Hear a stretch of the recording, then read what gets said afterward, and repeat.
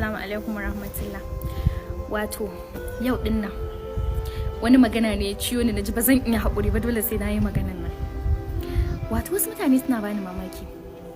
Ke Bahaushiya, mijinki Bahaushe, dukan ku yaran Hausawa, wai sai a zo wai sai ku ce wai ƴaƴanku ba sa jin turanci, wai turanci kuke yi masa a gida.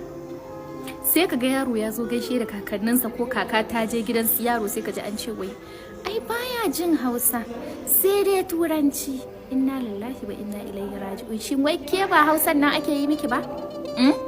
Ke ba yar gidan Hausawa bace ba?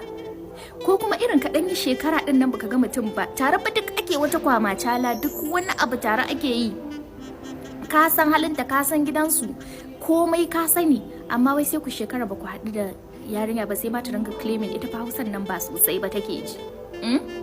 Sai iya yi da kun zauna, wani ma abin idan aka faɗi wallahi sai ka yi dariya, kamar rannan ni dai an kusan kashe ni da dariya da aka ce min kaka kaula.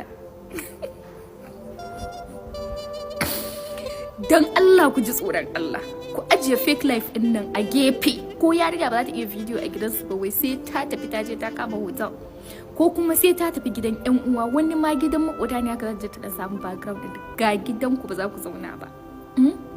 You don't have to be fake. Ki nuna, just be who you are. Ki tsaya a inda kike, ki tsaya inda Allah ya ajiye ki. Rayuwar nan upgrade ne, idan Allah ya upgrade din ki, babu wanda zai tsinko ki ya dawo da ki a wannan matsayin.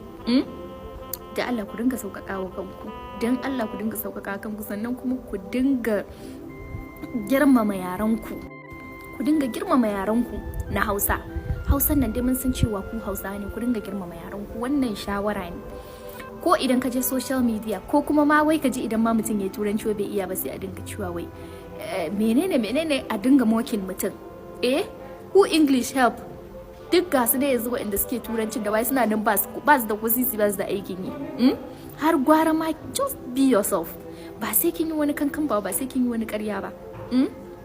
To Allah ya samu dace.